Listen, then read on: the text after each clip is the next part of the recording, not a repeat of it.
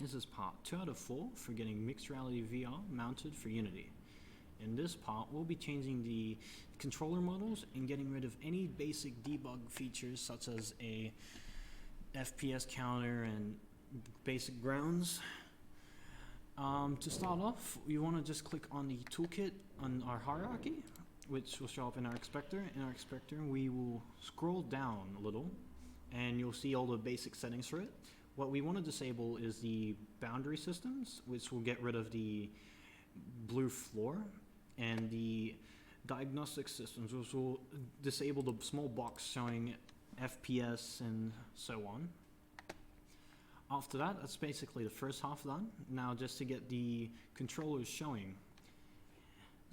We scroll back up a little, and what we want to do is to get the controllers working, we want to get the models first. So in the packages folder, you'll find a folder that should be listed as controller models or WML controller models. You just want to drag and drop that into the assets folder. Once that's imported, you'll find a list of things. Now, as of now, we can't really just chuck them in and let it work. We gotta actually make it visually show. So what we're gonna do is we're gonna start off with the left controller prefab, which is the blue box. When we open that up, you'll see nothing, but on the hierarchy, if you click on node ID 4, you'll find a list of things. What you want to do is you want to click on the arrow for the left controller model, and you'll find a list of 3 things. What you want to do is to make it visually show, you want to drag and drop the white model of it, which is the mesh, onto the mesh filter. And once that's dropped in, the controller should just show up if you zoom in a little. Once that shows up, you're basically done with the first controller, and you can close that up and you can back out of it. And we will repeat the same thing for the right controller.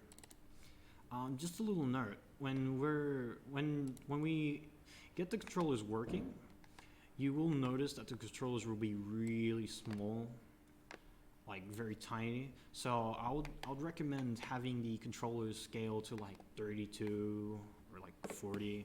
But there's going to be a little trial and error for getting that perfect. But as for this tutorial, I will keep it as it is.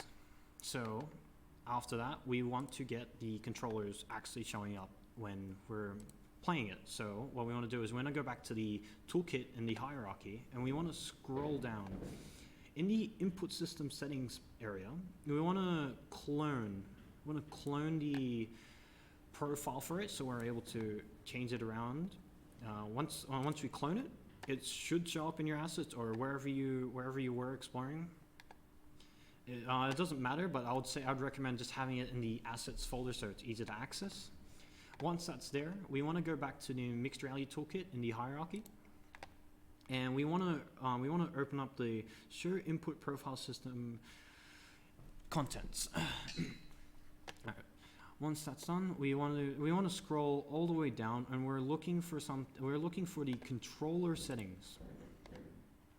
In the controller settings, we want to open up the show controller visualization profile contents, and once it shows up, we want to scroll down. We want to look for global left controller and global right controller. It's very hard to read, but you're just looking for gizmo left and gizmo right, and we want to click on this. I want to open up the folder before doing this, sorry.